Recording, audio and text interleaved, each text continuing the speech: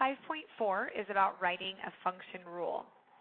And we're going to start out by writing a rule for a function by analyzing a table of values. And so what you're going to look at is you're going to be given a table like this here, and you are going to be looking for a pattern that's going to relate the independent or the x value with the dependent variable or the y or the f of x or whatever that is labeled. So when you're looking at a table, you're asking yourself the following.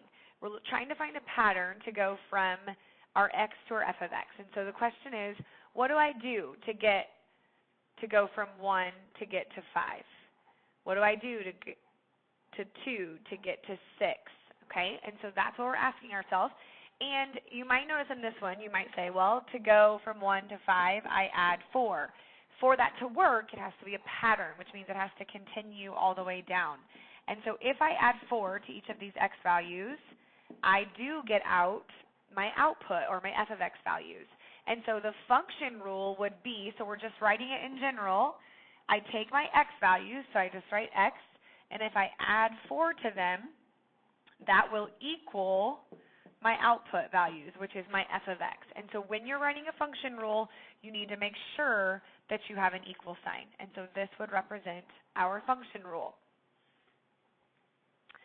Okay, the next one. So the question is, what do I do to go from, so this is a little more confusing, from 1 to 1? Well, you don't necessarily do anything. And so what about to go from 3 to 9? And you might say, well, I could add 6. Well, the question is, if you add 6 to 6, do you get out 36? No. So adding 6 is not our pattern. So now maybe it's multiply. So I could multiply by 3 to get out 9. What would I multiply by here to get out 36? I'd multiply by 6. Okay, so notice we're multiplying these by themselves. If you multiply 1 times itself, you do get out 1. If you multiply 9 times itself, you do get out 81. So in this case, we're taking our x values and we're multiplying them by themselves, and that gives us our output column, which is our y. And we could simplify this by writing x squared equals y, and there's our function rule. Next, this table, what can I do to 2 to get to 8? We could add 6. Let's see if that pattern continues. If I add 6 to 4, do I get a 10? Yes. Add 6 to 6, do I get a 12? Yes. So our function rule would be x plus 6 is going to equal our output, f of x. So again, make sure when you're writing a function rule, you have an equal sign.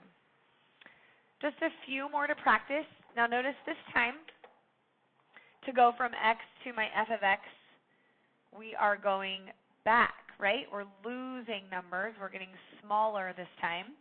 So probably that means I'm subtracting. Well, let's see. So if I subtract 2, I get out 0. If I subtract 2 here, do I get a 1? Yes. If I subtract 2 here, do I get a 2? Yes. So my function rule is this column, which is my x. When I subtract 2, I get my output column, which is f of x. And there's my function rule. Okay, last one we're going to do is this one here. So I'm looking to see, okay, what do I do to go from 1 to 2? Well, I could say add 1. Does that work here? If I add 1, do I get a 4? No, that does not work. So it cannot be adding 1. So what else could I do to go from 1 to 2? Well, I could multiply by 2. Let's see if that works here. If I multiply by 2, do I get out 4? Yes. What about here? If I multiply by 2, do I get out 6? Yes. So this time, I'm taking my input value, x, and I'm multiplying it by 2, and that's going to give us our output column, which is y. And instead of writing this as x times 2, we're going to squeeze that together and write that as 2x equals y. Not only do you need to be able to look at a table and patterns, you also need to be able to look at a word problem and to create a function based off of it. So we're going to circle some key things and underline. We're going to circle numbers. We're going to underline some keywords. So a carpenter buys finishing nails by the pound. Each pound of nails costs $1.19. Define a domain variable and a range variable, and write a function rule to describe this relationship. So we are talking about pounds of nails, and we're talking about how much they cost. So we're going to let C represent our cost, and we're going to let P represent our pounds of nails. And the only information we have is that a pound of nails costs $1.19.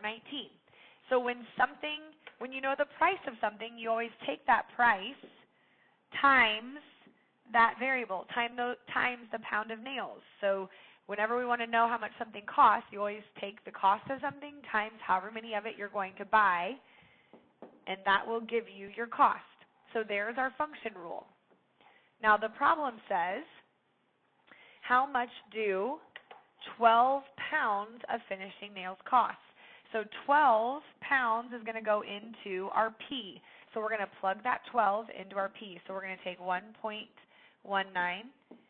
plug 12 into our P, and then that is going to give us our cost. And so you're going to do that on your calculator, and you're going to get out 14.28. And remember that C represents cost, so I'm going to put a $sign to label our cost. Next example says the journalism class makes $25, so I'm going to circle that number, per page of advertising in the yearbook. So I'm going to underline that because it's $25 per page. If the class sells, so they have already given us some information, P pages of advertising, so let's write down that variable. P represents our pages. How much money will it earn? Define a domain variable and a range variable and write a function rule to describe this relationship. So we have P pages. The other thing we're talking about is the money that is going to be earned. So I'm going to let M represent our money earned. And the number that we circled up above was that 25. So $25 is how much each page costs. So I need to multiply those two things together. And that's a variable because we don't know how many pages we sold. And so that will equal the money that they earned. So there is our function rule. The question says the class sold 16 pages. 16 means that's our pages, so I'm going to plug that in to our P variable and our function rule above. So I'm going to take 25, and instead of P, I'm going to plug in my 16, and that's going to equal how much money we earned.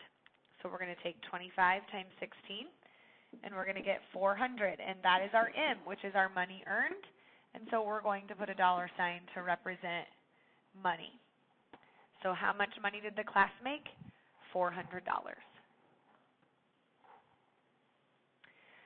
Okay, now we're going to look at something a little bit different with the word problem. So now we're going to be talking about profit. So this says, suppose you borrow money.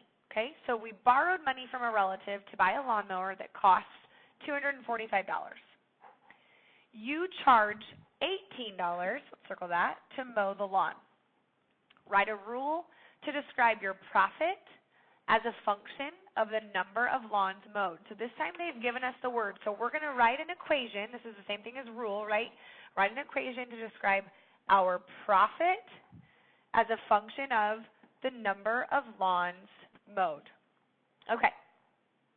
So to do this, let me just mark this out. We are going to do P. That's going to represent our profit. And I'm going to do L to represent the number of lawns that we're going to mow. And so here's what you need to think about with profit. Profit is how much you make. So if we were doing a fundraiser as a class, and we went out and we bought $100 worth of cookies, and then we sold those cookies at lunchtime, and the money we brought in was $300, so we spent $100, right? we made $300 during lunch. Our profit, it was not $300, right? Because we spent this $100 up here up front. Our profit was actually $200. And so what happens is you take the amount you make and you're going to subtract off however much you spent at the beginning. And so that's what we're going to do here. So this 245 over here is what he spent at the beginning. So we want to subtract that off in our equation because we're trying to figure out our profit. So our profit is going to be equal to, it's $18 for every lawn we mow. So we want to multiply that together. 18 times L is our lawn mowed. And then we're going to subtract off that 245 that we spent at the beginning. And that is going to give us our profit. So the question says, have you made a profit if you mow 12 lawns? So 12 needs to go into our L. So we're going to write our equation. And instead of writing L, I'm plugging in this 12 in for our L. And we're going to see what that gives us. So when we take 18 times 12, we get out 216. And then when we subtract 245, we're at negative 29. So have we made a profit if we're at negative 29? No, we have not. And how short are we? Well, making a profit would mean we get $1, right? Or even maybe 1 penny we could call a profit. So how short are we? I'm going to say we are $30 short for making a profit. Not $29 short, because $29 short would put us at 0, and 0 is not a profit, right? You could say we're $29.01 short, and 1 cent could be your profit, and that would work as well. Okay, so we're going to try another one like this. So it says, suppose you buy, so here's the key here, you bought ahead of time a word processing software package for $199. You charge $15 per hour for that word processing. So we're charging $15 per hour. So we're going to write a rule to describe your profit. So that's the one we need to have on here. So profit's going to be our P, and I like to just pick letters that go with the words to make sense, as a function of the number of hours you work word processing. So let's put H for our number of hours. Okay, so again, we're talking about our profit. So our profit is going to be equal to, so we are charging $15 per hour. So remember, we need to multiply that together, the cost times whatever it is that you're charging for or buying, whatever that looks like. In this case, we're charging $15 for every hour, so we need to multiply that together. And then this $199, remember, we bought that ahead of time, and whatever you spend, you need to subtract that off to be able to figure out what your actual profit is. So the question says you word process for 14 hours. So I need to take this 14 and I'm going to plug it in to H in our function. So I have P equals 15, and instead of H, I'm going to plug in 14 minus 199. And then we're going to do that. So we're going to take 15 times 14, which is 210. And then 210 minus 199 is 11, and P represents profit, which is money. So what is our profit? Our profit is $11. Okay, and this is the last one. So this one says, your band spent $1,000. So we spent $1,000 producing audio CDs of its last live performance. We're going to sell the CDs for $12 each. $12 for every CD. $12 for every CD. So it says, write a rule to describe your band's profit. So let's write down P for profit as a function of the number of CDs sold.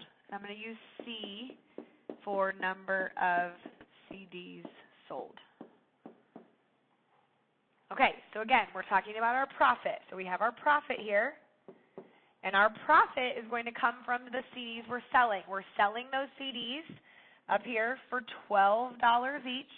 So it's 12 times every CD. Again, we need to multiply those together.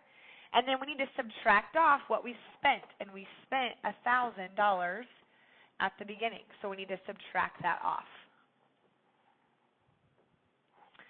So this one says, how many CDs will your band need to sell to break even? And if we're going to break even, that means we're going to make a profit of 0, right? If we're going to break even, our profit is 0. So we're going to take this function rule that we set up, and we want our profit to be 0.